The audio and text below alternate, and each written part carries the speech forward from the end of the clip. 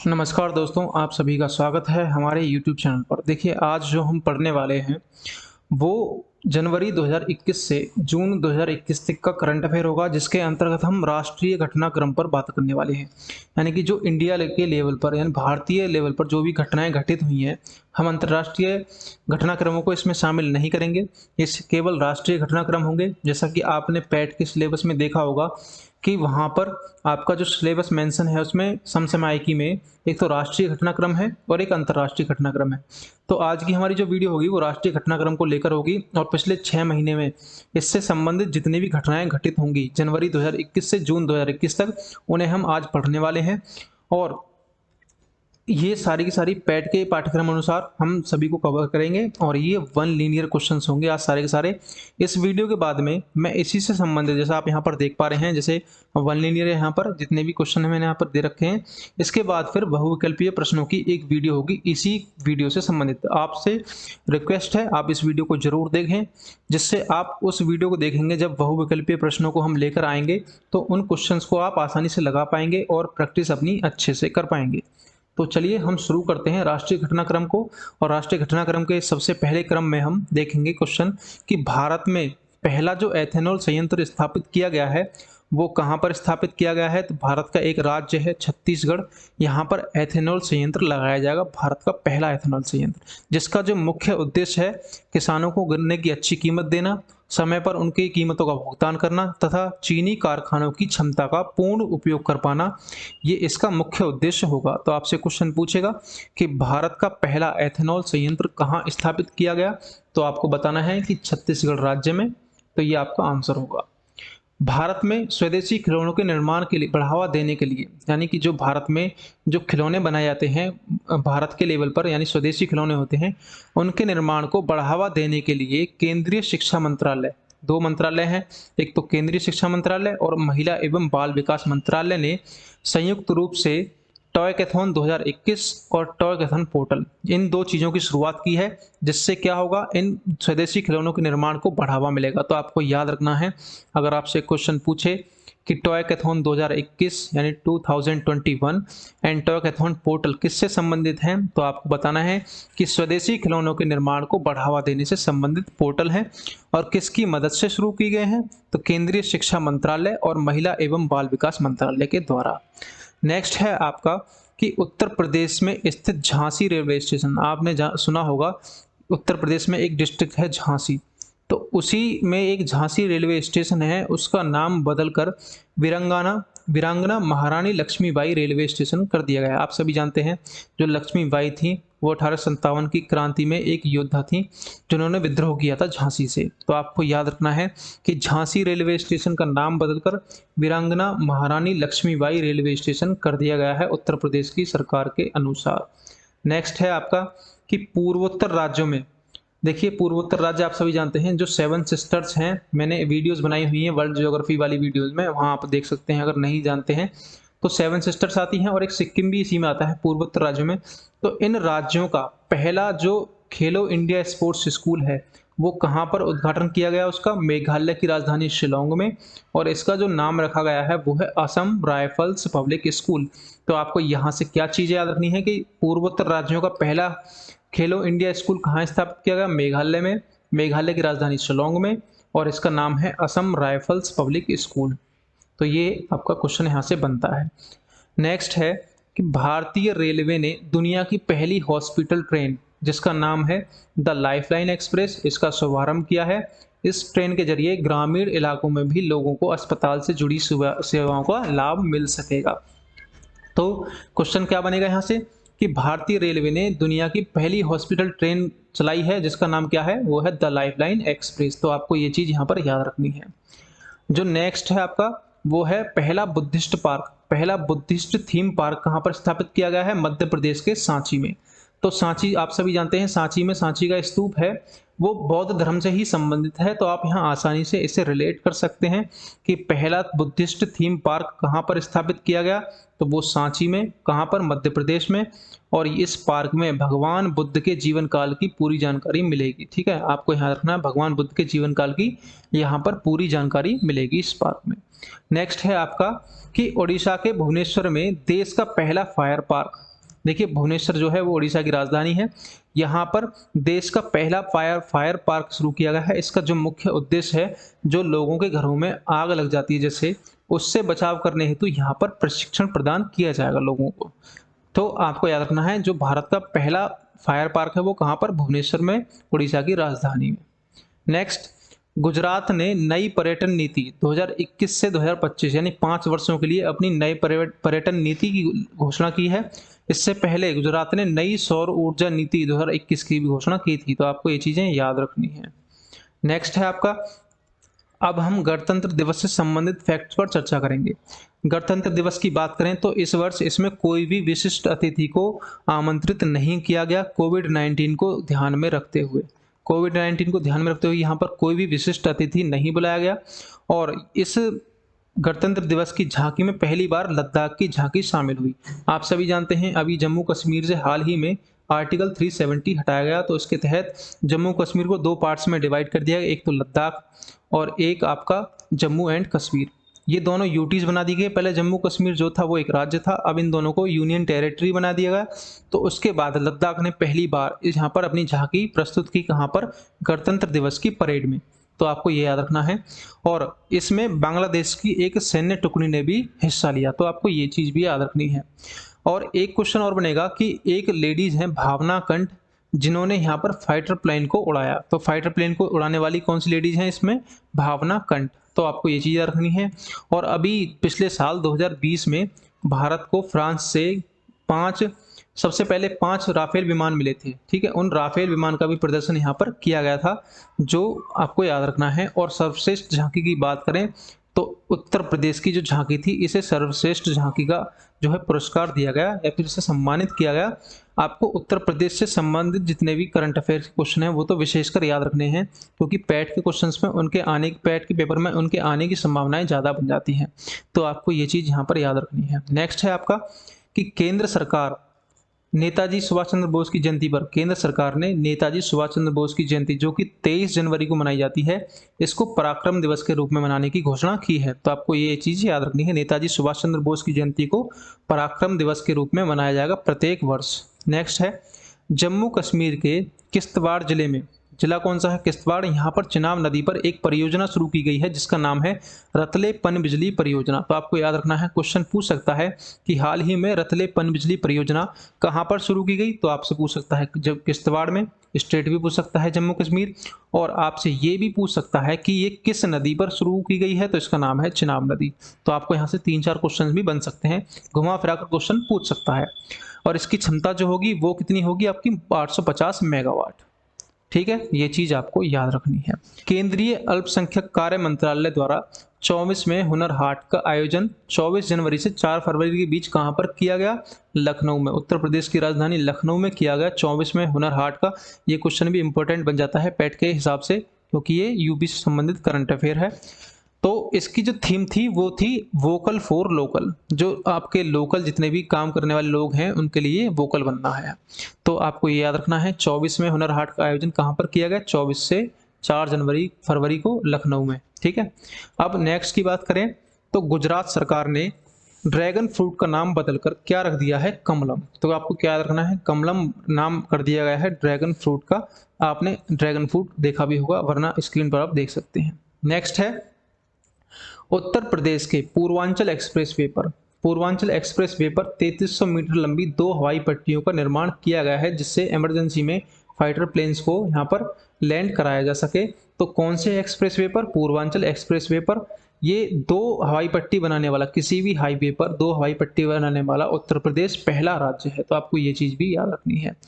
अब नेक्स्ट जो है वो है सेल, यानी कि steel authority of India limited ने महाराष्ट्र के चंद्रपुर जगह आपको याद रखनी है, महाराष्ट्र के, देश का पहला गैस से एथेनॉल संयंत्र। देखिए देश का पहला संयंत्र कहाँ लगाया एथेनॉल वाला, वो तो आपका छत्तीसगढ़ हम सबसे पहले पढ़ चुके हैं। लेकिन अगर गैस से एथेनॉल के निर्माण की बात करें तो इसका जो निर्माण किया जाएगा वो कहाँ पर, चंद्रपुर में, और वो भी महाराष्ट्र के चंद्रपुर में, सेल यानी कि steel authority of India limited के द्वारा। इसका जो मुख्य उद्देश्य होगा वो कार्बन के उत्सर्जन को कम करना और देश की कच्चे तेल की निर्भरता पर, देश की जो कच्चे तेल पर निर्भरता है उसको कम करना इसका मुख्य रूप से उद्देश्य होगा। अब 2021 वर्ष की बात करें तो भारत और फ्रांस ने इस साल को पर्यावरण वर्ष के रूप में मनाने की घोषणा की है। तो आपसे क्वेश्चन पूछ सकता है पेपर में कि भारत और फ्रांस ने मिलकर 2021 को किस वर्ष के रूप में मनाने की घोषणा की है, तो आप बताएंगे पर्यावरण वर्ष 2021 को मनाया जाएगा। नेक्स्ट है केंद्रीय गृह मंत्रालय 2019-20 की रिपोर्ट, यानी केंद्रीय गृह मंत्रालय के द्वारा 2019-20 की एक रिपोर्ट के अनुसार जो भारत की सर्वश्रेष्ठ पुलिस अकादमी है वो किसे घोषित किया गया है, तो आपका सीधा आंसर होगा राजस्थान पुलिस अकादमी। राजस्थान पुलिस अकादमी को भारत की सर्वश्रेष्ठ पुलिस अकादमी घोषित किया गया है केंद्रीय गृह मंत्रालय के द्वारा 2019-20 की। तो आपको ये चीज याद रखनी है। नेक्स्ट है आपका कि केंद्र सरकार द्वारा तमिलनाडु के श्रीविल्लिपुतूर मेघामलाई को तमिलनाडु के टाइगर रिजर्व के रूप में विकसित किया जाएगा। जो पहले आपका श्रीविल्लिपुतूर मेघामलाई जो पार्क था, इसे अब टाइगर रिजर्व के रूप में विकसित किया जाएगा। यहाँ पर जो टाइगर हैं इनको कंजर्व या फिर संरक्षण प्रदान किया जाएगा। नेक्स्ट है प्रधानमंत्री नरेंद्र मोदी द्वारा असम में जिला सड़कों और राजमार्गों को बेहतर बनाने के लिए जो एक योजना प्रारंभ की गई है उसका नाम है असोम माला योजना। आपसे पेपर में पूछ सकता है कि असोम माला का संबंध किस चीज से है, तो आपको सीधा बता देना है कि असम में जिला सड़कों और राजमार्गों को बेहतर करना इसका मुख्य रूप से उद्देश्य होगा। तो ये आपका आंसर होगा इसका। नेक्स्ट है कि शिक्षा मंत्रालय के द्वारा समग्र शिक्षा योजना, आपने पहले नाम सुना होगा सर्व शिक्षा अभियान, अब उस सर्व शिक्षा अभियान का नाम बदलकर समग्र शिक्षा योजना कर दिया गया है। इसके तहत संचालित जितने 163 आवासीय स्कूल हैं और छात्रावास हैं, इनके नाम बदलकर नेताजी सुभाष चंद्र बोस आवासीय विद्यालय करने का निर्णय लिया गया है। ठीक है, तो आपको ये चीज याद रखनी है। नेक्स्ट है आपका कि उत्तर प्रदेश जो है वो पहला राज्य बन गया है जिसने पेपरलेस बजट पेश किया है, कहां पर, अपनी विधानसभा में। तो पेपरलेस बजट प्रस्तुत करने वाला भारत का पहला राज्य कौन सा है, वो है उत्तर प्रदेश। ये आपको क्वेश्चन याद रखना है। और नेक्स्ट क्वेश्चन बनता है आपका कि जो अयोध्या हवाई अड्डा है, उत्तर प्रदेश सरकार ने इस अयोध्या हवाई अड्डे का नाम बदल दिया है और नाम बदल कर रख दिया गया है मर्यादा पुरुषोत्तम श्री राम हवाई अड्डा। तो ये किसने निर्णय लिया है, उत्तर प्रदेश सरकार ने।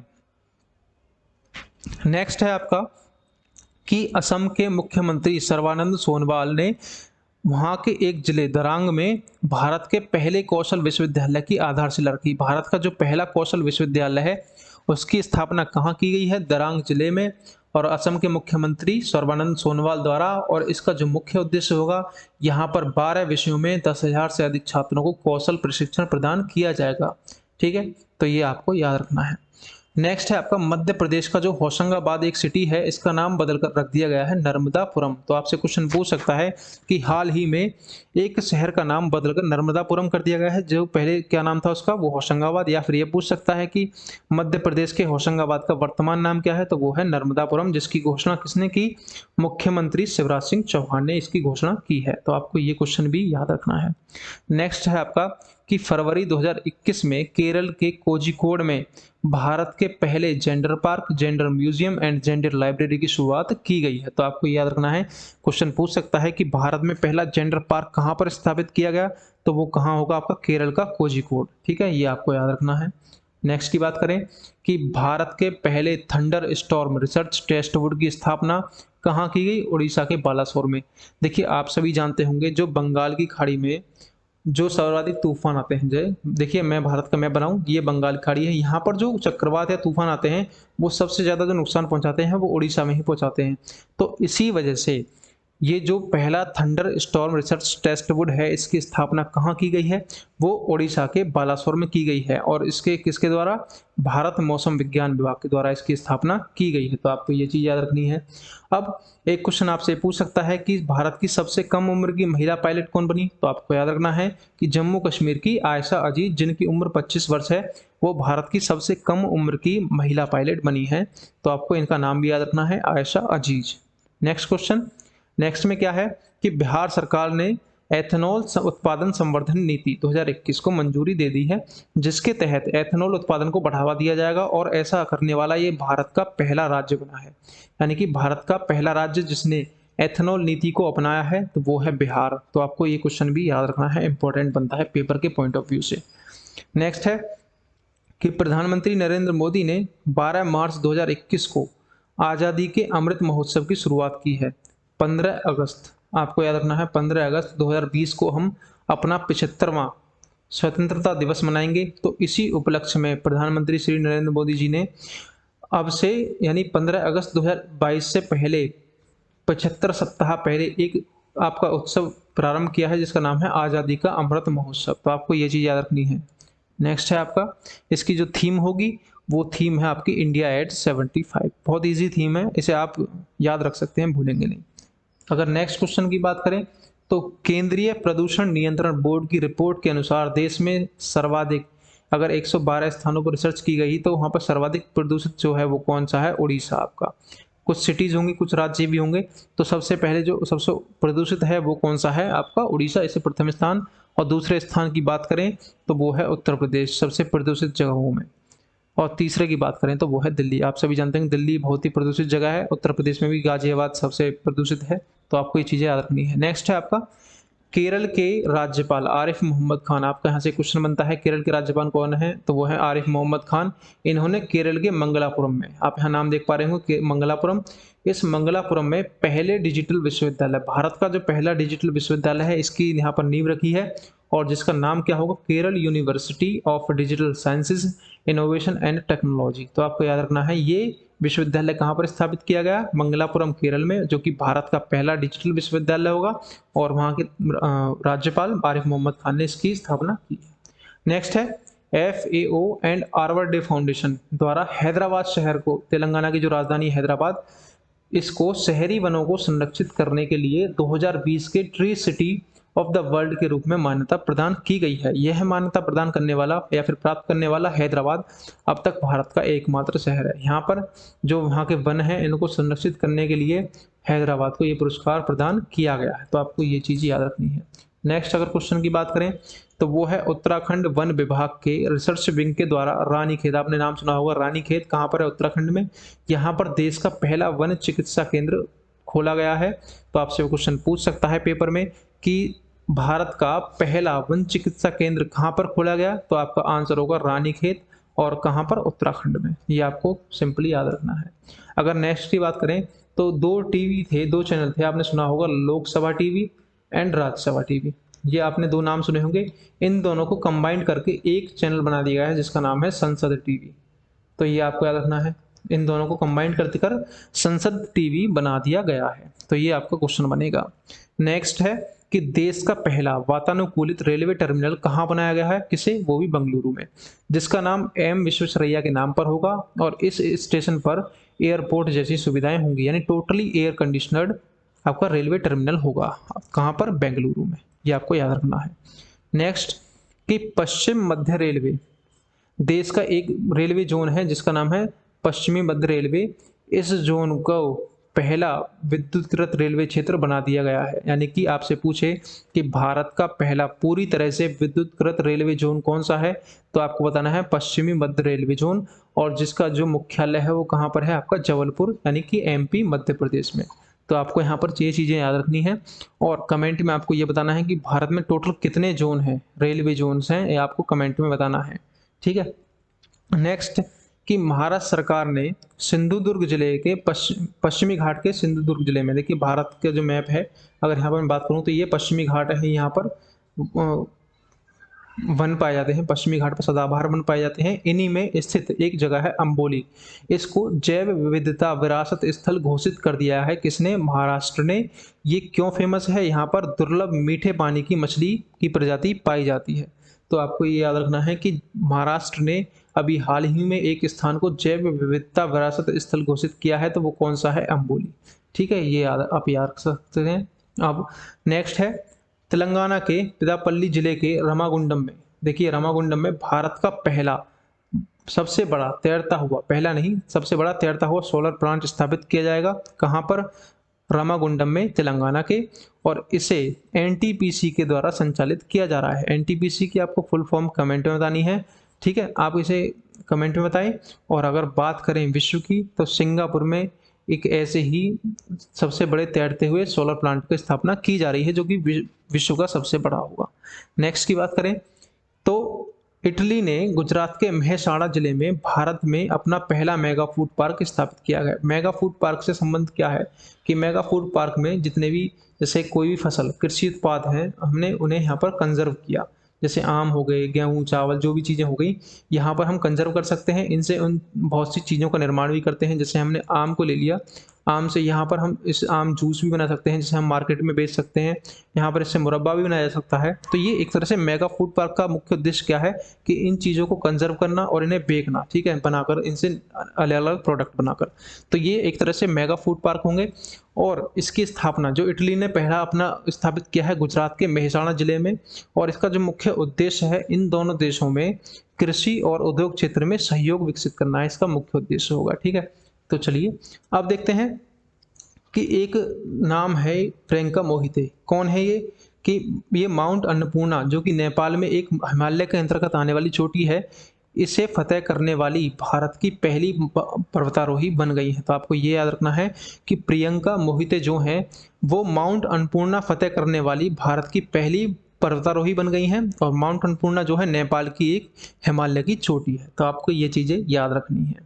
नेक्स्ट है आपका, अभी हाल ही में टाइम पत्रिका द्वारा 100 सबसे प्रभावशाली कंपनियों की सूची बनाई गई, जिसके अंतर्गत 2 भारतीय जो कंपनी है उनको भी स्थान दिया गया, जिनका एक का नाम है रिलायंस और एक का नाम है बायजू। तो आपको याद रखना है कि टाइम्स की पत्रिका के अनुसार, टाइम्स की रिपोर्ट के अनुसार जो 100 सबसे प्रभावशाली कंपनी है उनमें भारत की 2 हैं, एक तो बायजू एंड एक रिलायंस। तो आपको ये चीज़ें याद रखनी है। नेक्स्ट क्वेश्चन है आपका कि भारत की पहली फ्लोटिंग LNG स्टोरेज तथा रीगैसिफिकेशन यूनिट कहाँ पर स्थापित की गई है? तो वो कहाँ की गई है? महाराष्ट्र में। और आपको कमेंट में बताना है LNG की फुल फॉर्म। ठीक है, ये कुछ क्वेश्चंस हैं जो मैं आपको साथ के साथ देता हुआ चल रहा हूँ, जो कमेंट में आपको इनका आंसर करना है, तो इसे भी आप याद रख सकते हैं। नेक्स्ट आपका अगर हम बात करें कि भारत का पहला वर्टिकल फॉरेस्ट टावर कहाँ पर स्थापित किया गया? बेंगलुरु में। और ये जिसका नाम है माना फॉरेस्टा। यहाँ पर क्या होगा, जो कोई बिल्डिंग है ये, यहाँ पर इसकी बालकनी और विंडो जो होंगी यहाँ से पेड़ों की लताएं जो बेल हैं वो लटकी हुई होंगी। तो इसे हम क्या बोलेंगे? भारत का पहला वर्टिकल फॉरेस्ट टावर कहाँ पर? बेंगलुरु में। और इसका नाम है माना फॉरेस्टा। ठीक है, आपको ये चीज़ याद रखनी है। नेक्स्ट की अगर बात करें हम, तो गोवा की एक स्टार्टअप कंपनी है कबीरा मोबिलिटी। इस कबीरा मोबिलिटी ने एक इलेक्ट्रिक स्कूटर बनाया है जिसका नाम है हर्म्स 75, जो कि भारत का पहला high speed commercial delivery scooter होगा। और ये सबसे तेज इलेक्ट्रिक टू व्हीलर बनने वाला है भारत का। ठीक है, तो आपको ये चीज़ याद रखनी है। तो आपसे क्वेश्चन पूछ सकता है कि हर्म्स 75 क्या है, कुछ भी दे सकता है, एक प्लेन है, एक स्कूटर है, एक कार है। तो आपको ये चीज़ें याद रखनी है इस क्वेश्चन से संबंधित। अब नेक्स्ट है कि हाल ही में गुजरात के एक व्यक्ति हैं विरल देसाई, इन्होंने प्रदूषण के खिलाफ सत्याग्रह आंदोलन की शुरुआत की है। इसके तहत उन्होंने अगले 75 सप्ताहों में 2,75,000 पेड़ लगाने का लक्ष्य निर्धारित किया गया है। वो क्या काम करेंगे? अगले 75 सप्ताहों में वो इतने पेड़ लगाएंगे जो वहाँ पर हरियाली आ सके। और इन्हें गुजरात का ग्रीन मैन भी कहा जाता है। आपको याद रखना है, विरल देसाई को गुजरात का ग्रीन मैन भी कहते हैं। नेक्स्ट है आपका कि तमिलनाडु की सरकार ने मिट्टी के खिलौनों को GI टैग देने की घोषणा की है। GI टैग क्या होता है? GI टैग एक तरीके से किसी एक क्षेत्र विशेष की विशेषता होती है। जैसे मैंने माना कोई मिट्टी, किसी प्रकार के मिट्टी के बर्तन हैं, यहाँ पर ये विशेष प्रकार के बनाए जाते हैं। तो इसका मतलब ये है, अगर हमने इसे GI टैग दे दिया, GI टैग का मतलब है कि यहाँ पर ही इनका मुख्य रूप से उत्पादन होता है, बाकी अन्य जगहों पर ये बेचे जाते हैं और मुख्य रूप से यहीं पर इनका उत्पादन या फिर निर्माण किया जाता है। तो GI टैग से मतलब ये है। अब नेक्स्ट की बात करें तो पंजाब के एक नए जिले का निर्माण किया गया है, वो है मलेरकोटला। और इसे 23वें जिले के रूप में घोषित किया गया है। पंजाब में इससे पहले कितने जिले थे? 22, अब बढ़ाकर 23 कर दिए गए हैं और इसका नाम है मलेरकोटला डिस्ट्रिक्ट। नेक्स्ट क्वेश्चन की बात करें तो एक विमानन कंपनी है गो एयर, इसने अपना नाम बदल दिया है और नाम बदलकर खुद को रिब्रांड कर दिया है, जिसका नाम कर दिया है गो फर्स्ट। पहले था गो एयर, अब इसे चेंज करके क्या कर दिया आपको, अपने आप को गो फर्स्ट। तो आपको ये चीज़ भी याद रखनी है। नेक्स्ट है महाराष्ट्र चैम्बर ऑफ कॉमर्स तथा नाबार्ड। नाबार्ड की स्थापना आपको बतानी है किस वर्ष हुई थी, establishment year of the NABARD, you have to comment. तो आपको बताना है जो मैं पूछ रहा हूँ। अब नेक्स्ट है ये महाराष्ट्र चैम्बर ऑफ कॉमर्स ने नाबार्ड के साथ मिलकर पुणे में, महाराष्ट्र के पुणे में भारत का पहला कृषि निर्यात सुविधा केंद्र स्थापित किया है। इसका जो मुख्य उद्देश्य होगा, यहाँ पर भारत में उत्पादों के निर्यात को बढ़ावा देना होगा। जो भारत का जो ये कृषि निर्यात सुविधा केंद्र होगा, यहाँ से निर्यात को बढ़ावा दिया जाएगा, एक्सपोर्ट को। ठीक है, तो आपको ये याद रखना है। तो चलिए नेक्स्ट देखते हैं कि आवासीय एवं शहरी मामलों के मंत्रालय द्वारा जारी रैंकिंग के अनुसार स्मार्ट सिटी मिशन जो है, जो चलाया जा रहा है भारत सरकार द्वारा, इसका जो क्रियान्वयन सबसे अच्छा किया जा रहा है वो कहाँ किया जा रहा है? झारखंड में। तो आपको याद रखना है, इसको प्रथम स्थान मिला है और इसके क्रियान्वयन में जो दूसरा स्थान मिला है वो है राजस्थान। तो आपको ये दोनों चीजें याद रखनी है। नेक्स्ट की बात करें तो नेक्स्ट है, देखिए आपने एक बीमारी का नाम सुना होगा, रेबीज। रेबीज जो होता है कुत्ता और बंदर इत्यादि जानवरों के काटने से होता है। तो इस रेबीज से मुक्ति पाने वाला भारत का जो पहला राज्य है वो कौन सा है? गोवा। आपको इस क्वेश्चन को याद रखना है कि भारत का रेबीज से मुक्त होने वाला प्रथम राज्य कौन सा है? वो है गोवा। नेक्स्ट की बात करें, अब हम बात करेंगे स्मार्ट सिटी पुरस्कार की 2020।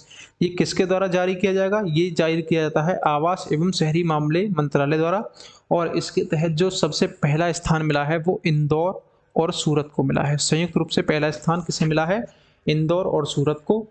और राज्यों में अगर सबसे पहले स्थान की बात करें तो वो है आपका उत्तर प्रदेश। ये चीज आपको याद रखनी है। नेक्स्ट है ease of living index. Ease of living index से मतलब कि ऐसी कौन सी जगह है जहां रहने के लिए पर्याप्त अच्छी सुविधाएं मिलती हैं, जो रहने के हिसाब से अच्छी जगह है। तो सबसे पहले अगर हम बात करें किसके द्वारा जारी किया जाता है, तो इसका नाम है centre for science and environment.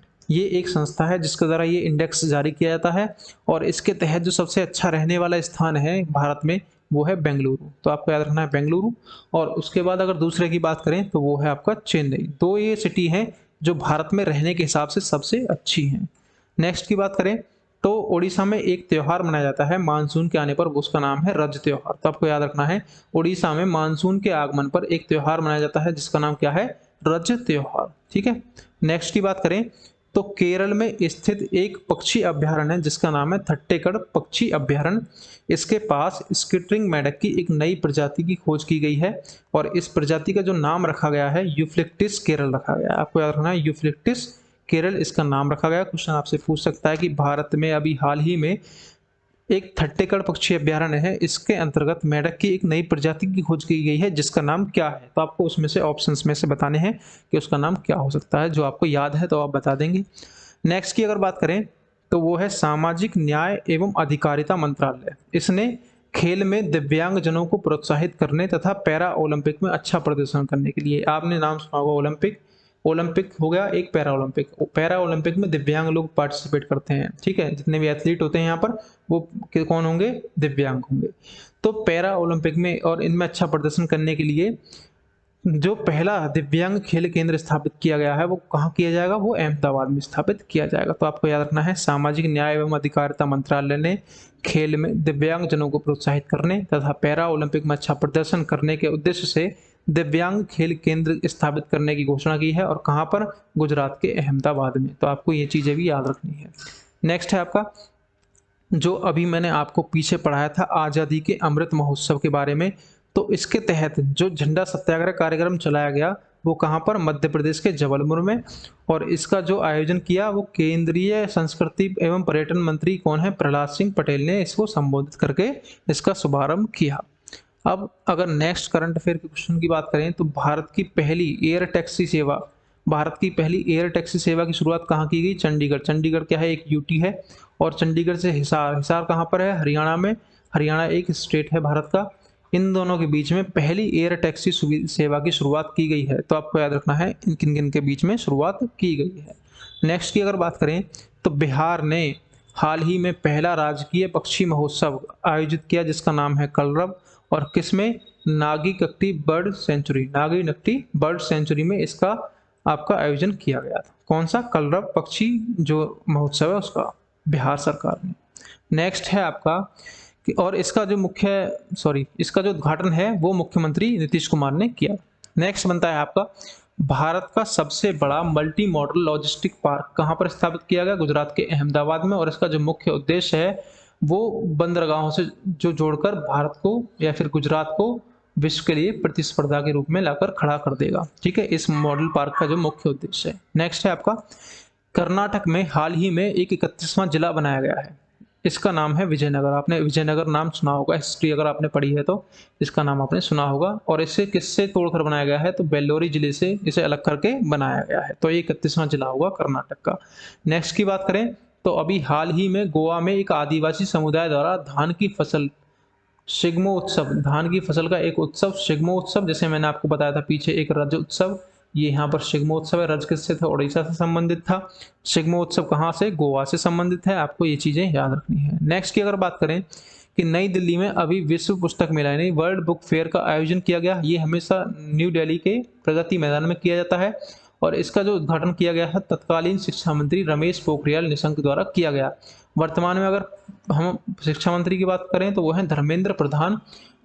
अगर मैं आज 9 अगस्त की बात करूं तो ठीक है, तो ये हो गया आपका शिक्षा मंत्री तत्कालीन थे उस टाइम के रमेश पोखरियाल निशंक। उन्होंने विश्व पुस्तक मेला के संस्करण का आयोजन किया, उद्घाटन किया और इसकी जो थीम थी वो थी राष्ट्रीय शिक्षा नीति 2020। तो आपको याद रखना है इसकी थीम क्या थी, राष्ट्रीय शिक्षा नीति 2020। अभी जम्मू कश्मीर में दुनिया का सबसे ऊंचा रेलवे आर्क ब्रिज का निर्माण किया गया है। इसकी जो ऊंचाई है वो नदी तल से 359 मीटर है और ये चुनाव नदी पर स्थित है। देखिए जम्मू कश्मीर में चिनाब नदी के ऊपर एक रेलवे आर्क ब्रिज बनाया गया है जिसकी ऊंचाई जो यहाँ पर नदी तल से है वो कितनी है, 359 मीटर। आपको नदी याद रखनी चिनाब। और इसकी लंबाई की बात करें जो जितना बड़ा पुल है ये है 1.3 किलोमीटर। ठीक है, आपको ये चीजें यहाँ पर याद रखनी है, जम्मू कश्मीर से संबंधित हो गई है। अब नेक्स्ट की बात करें तो केंद्रीय स्वास्थ्य मंत्रालय ने केंद्र शासित प्रदेश को, जो कौन सा प्रदेश है, लक्षद्वीप, इसको टीबी से मुक्त घोषित किया। अभी हमने रेबीज से मुक्त की बात की, तो रेबीज से मुक्त होने वाला कौन सा देश राज्य था भारत का पहला, वो था गोवा। और अब यहाँ पर बात चल रही है जो टीबी से मुक्त हुआ है वो कौन सा है, लक्षद्वीप। तो आपको ये दोनों चीजें भी याद रखनी है, तो ये क्वेश्चन यहाँ से इंपॉर्टेंट बन जाते हैं। नेक्स्ट है उत्तर प्रदेश सरकार ने बाराबंकी में रामायण संग्रहालय तथा सांस्कृतिक केंद्र की स्थापना करने की घोषणा की है। इसका जो मुख्य उद्देश्य है, इसके तहत जो लोग वहां पर जाएंगे वो भगवान राम के संपूर्ण जीवन के भव्य दर्शन कर पाएंगे। तो आपको याद रखना है कि रामायण संग्रहालय तथा सांस्कृतिक केंद्र की स्थापना कहाँ की जाएगी, वो भी बाराबंकी, उत्तर प्रदेश के बाराबंकी में। तो आपको ये चीज याद रखनी है।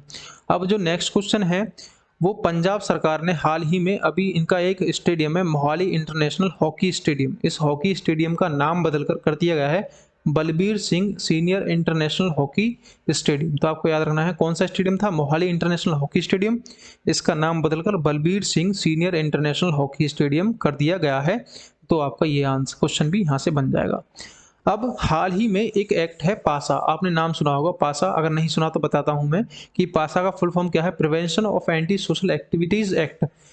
इसको लेकर विवाद बना है लक्षद्वीप में और वहां पर जो वहां के प्रशासक हैं प्रफुल्ल पटेल, इनको हटाने की मांग की जा रही है।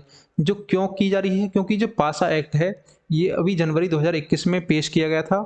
इसके तहत किसी भी व्यक्ति को उसको गिरफ्तार किया जा सकता है, किसी व्यक्ति को, और उसे बिना बताए उसके कारण का खुलासा किए बिना 1 साल तक जेल में रखा जा सकता है। तो ये आपने नाम सुना होगा रोलेट एक्ट। रोलेट एक्ट कब आया था, 1918 में। तो उसी जैसा एक एक्ट हो गया, काला कानून बोलते थे जिसे हम। तो ये पासा एक्ट भी कुछ इस तरह से ही हो गया, इस वजह से वहां पर इसका विरोध किया जा रहा है लक्षद्वीप में। तो आपको ये भी चीज याद रखनी है। नेक्स्ट है कि जम्मू कश्मीर का एक गाँव है वियान गाँव। इस गाँव में 18 से ज़्यादा उम्र के जितने भी लोग हैं, 18+ जो लोग हैं, सभी को 100% वैक्सीन लगा दी गई है कोविड की।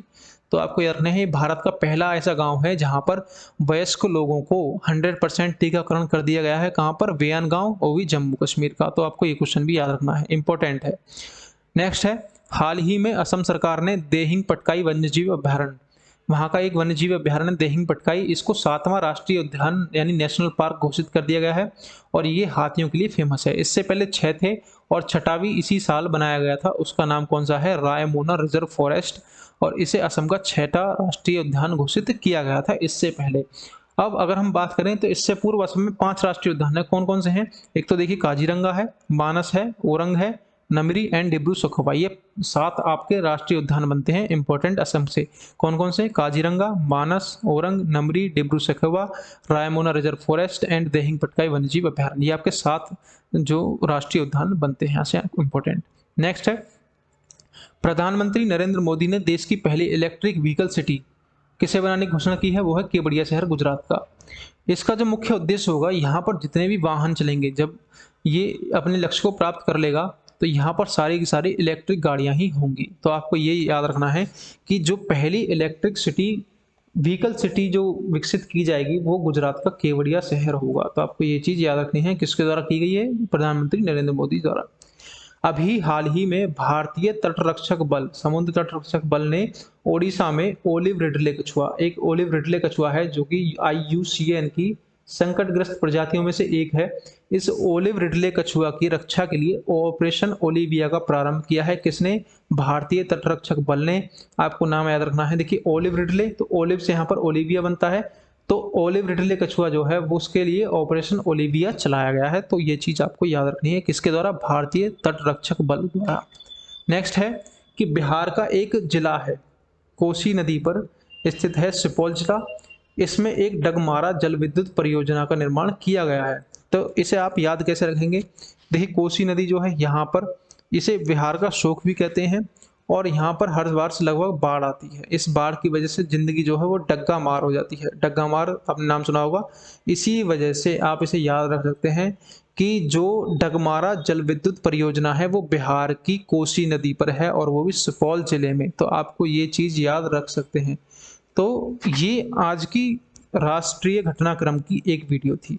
इससे आगे अभी मैं एक दो वीडियो और लेकर आऊँगा राष्ट्रीय घटनाक्रम की, जिससे आपका सब जो कंप्लीट हो जाएगी करंट अफेयर, और फिर क्वेश्चंस आप लगाएंगे। मैं बहुविकल्पीय क्वेश्चंस की वीडियो भी बनाऊंगा, वहां से आप क्वेश्चन लगाएंगे और आपको देखेंगे कितने क्वेश्चंस आप कर पा रहे हैं।